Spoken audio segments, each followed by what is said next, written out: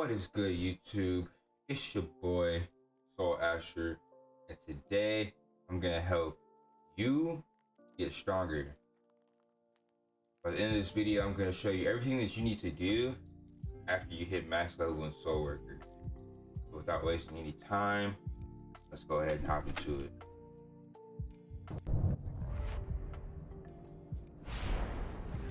Alright, so what you see here is my Irwin, and he is outside of Altar of Void, right?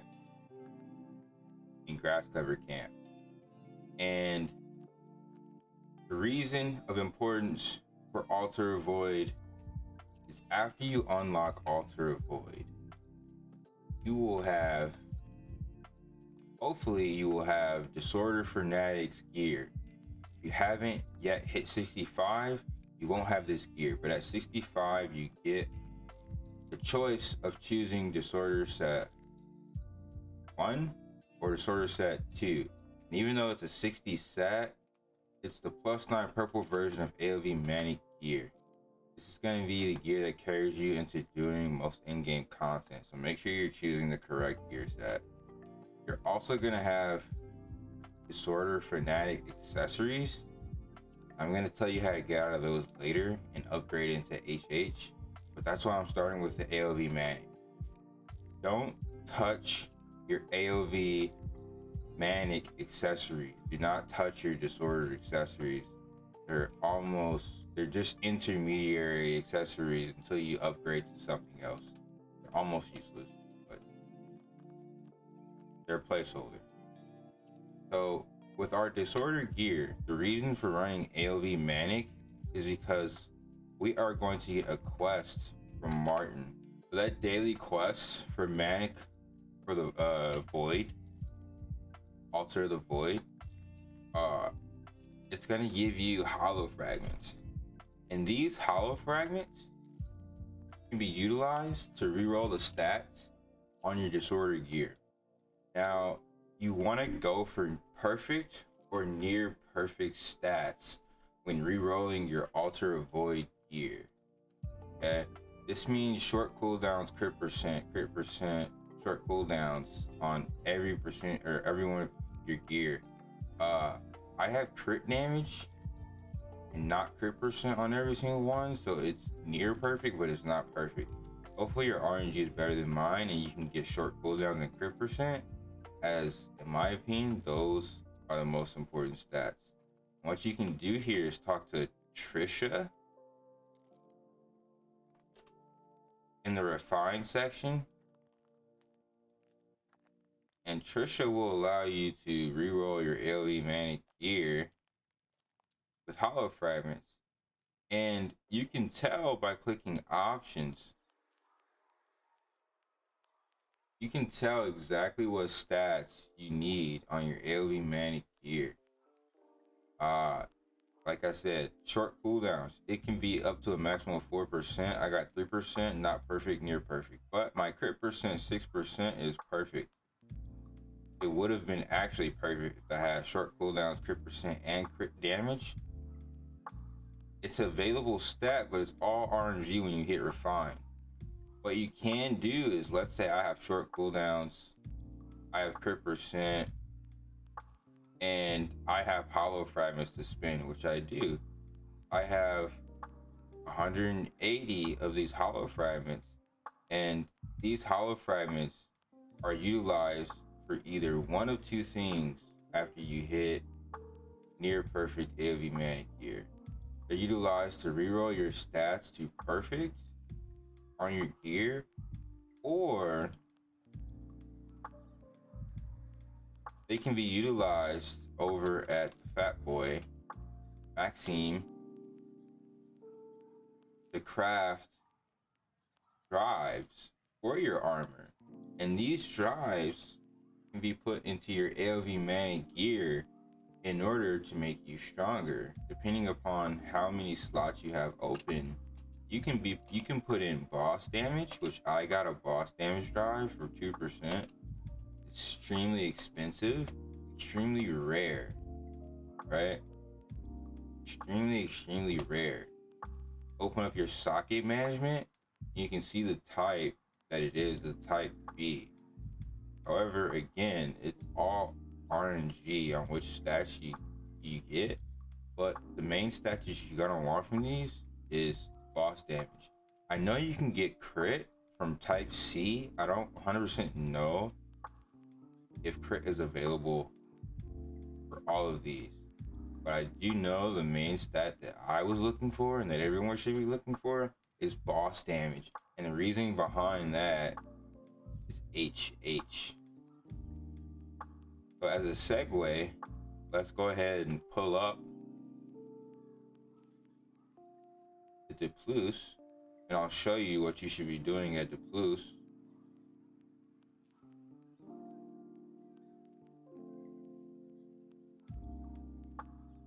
Depluce is very simple, because the only thing you're going to be doing for Depluce,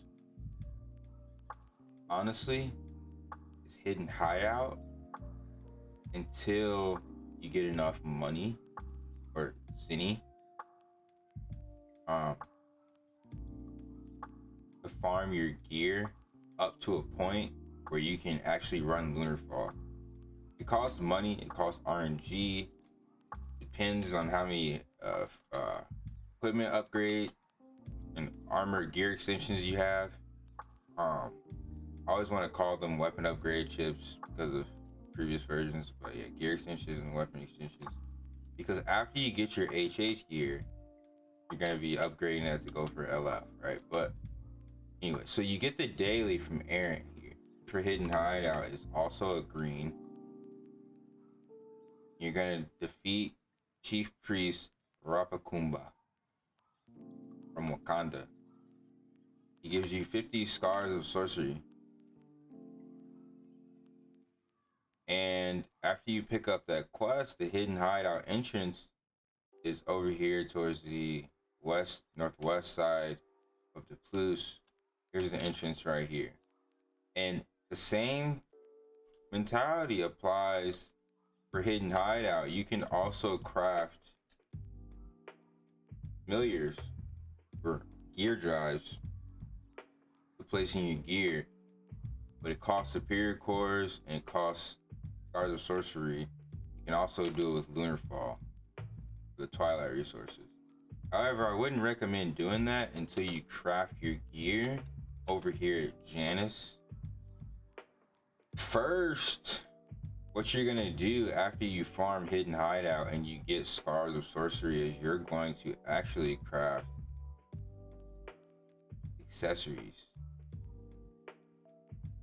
And the accessories is in the equipment, and it's these 4 accessories. As you can see here, I have these 4 accessories, which means I've been farming hidden hideout daily for a couple of days. Learning hidden hideout is not as hard as people make it out to be. I'm gonna tell you a way to practice hidden hideout for those of you that are new, but that's gonna be your main priority now that you're max level, is farming hidden hideout for these accessories after farming AOV to reroll near perfect stats on your armor. Not to mention Desire Awakening, you guys. I will be making a Desire Awakening guide. Not something I'm truly gonna cover in this video, but Desire Awakening is very key and important. But staying focused on the gear aspect right now. After you get all of your actually, I'm gonna take this from step 1. Step 1, you go into your first hidden hideout run. You're gonna start hopefully getting drops of accessories, drops of armor. If you get any standard armor, you're gonna dismantle that. You're gonna disassemble any standard armor you get from HH. Don't use it, it's not good.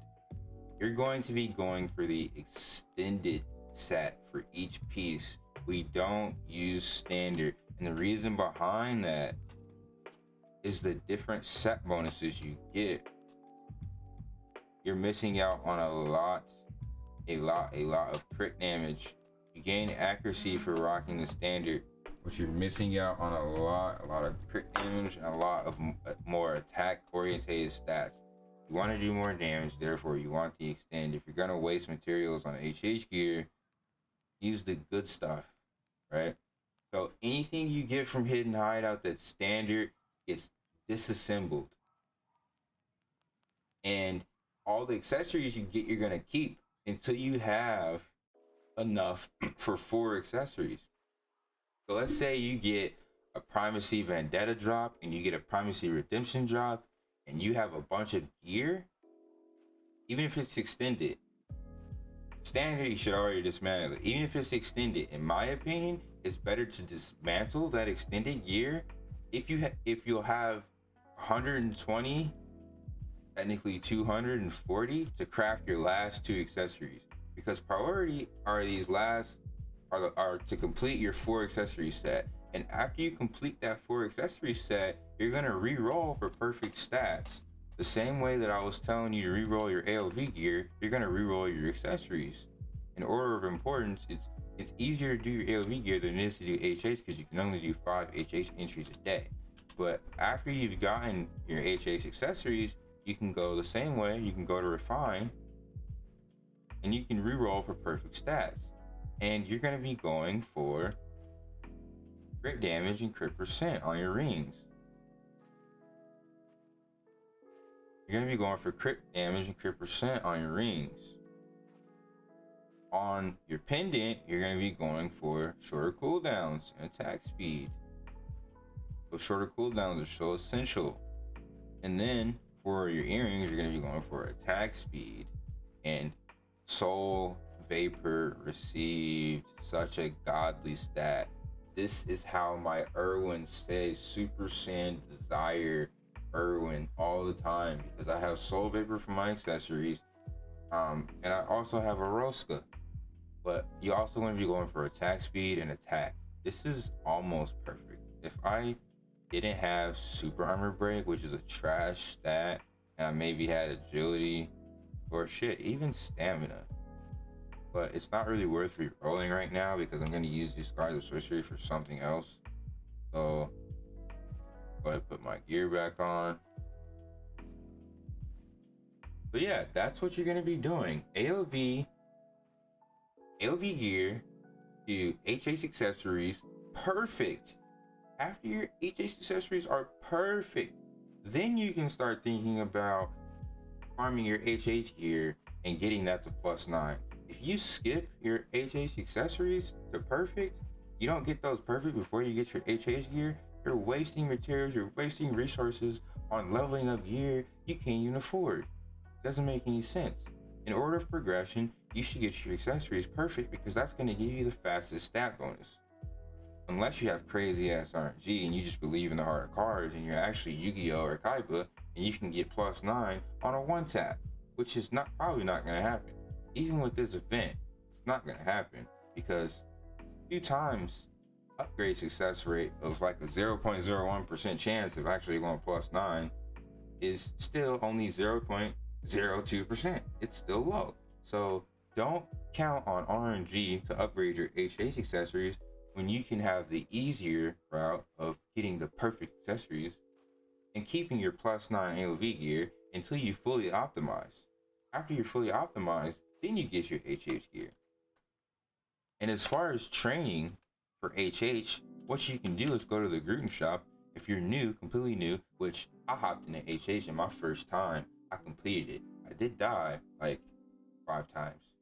Did complete it. And then the second run, I died like maybe 4 times. And the third run, I died like maybe 3 times. And now I'm dying only to like server lag. I only died to lag, boys. But what I'm trying to get you to understand is the dungeon is not that hard if you do the research. Dungeon is not that hard. But for those of you that are newer and that don't pick up raiding concepts as quickly as others, you can come here to the ticket in the green shop and you can buy a Rapakumba challenge ticket from Wakanda for 50k. Only 50k for a practice run. do yourself a favor, practice. Don't go into a dungeon that you don't know how to do if you know you're gonna be a liability. Solo practice.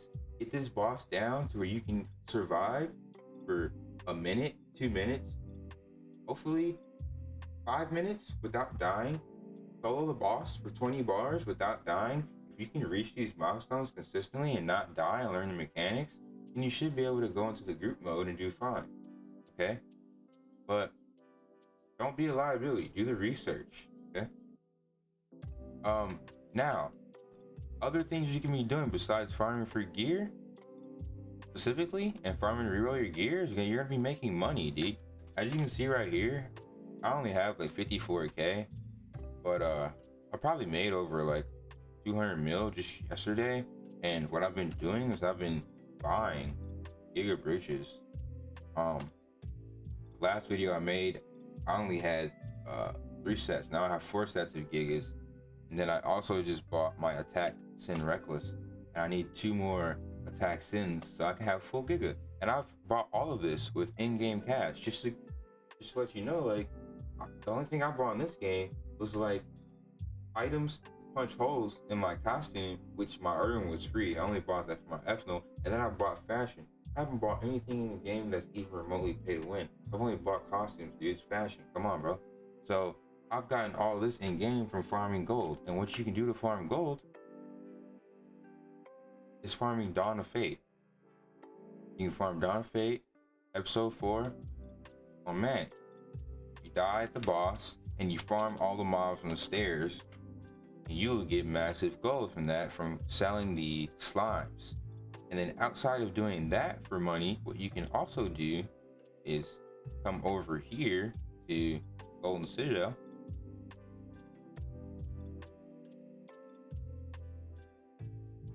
And at Golden Citadel, essentially what we're going to be doing is your daily Innocent Daydream.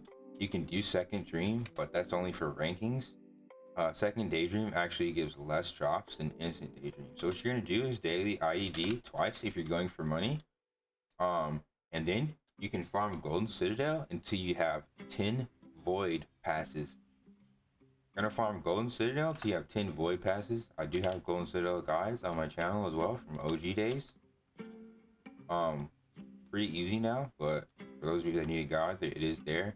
And then after you get 10 Void passes, you're going to be doing Primal 10 times. So you're going to want to make sure you're unlocking these dungeons through red quests. Almost every dungeon that I've mentioned today, except for like the Plus episode 4 area, they all need to be unlocked with red quests, you guys. I would personally wait to your max level to be doing these red quests, most of them, especially Desire Awakening. But like I said, you're going to be doing Primal 10 times. And the reason for doing Primal is that it drops gear extensions and weapon extensions. And it also drops gear, which the purple gear drops that you get from Primal can be dismantled. And when you dismantle gear like that, it turns into one of the most important things in Soulworker, which is refined stones. And you need these refined stones in order to talk to Faye, Trisha,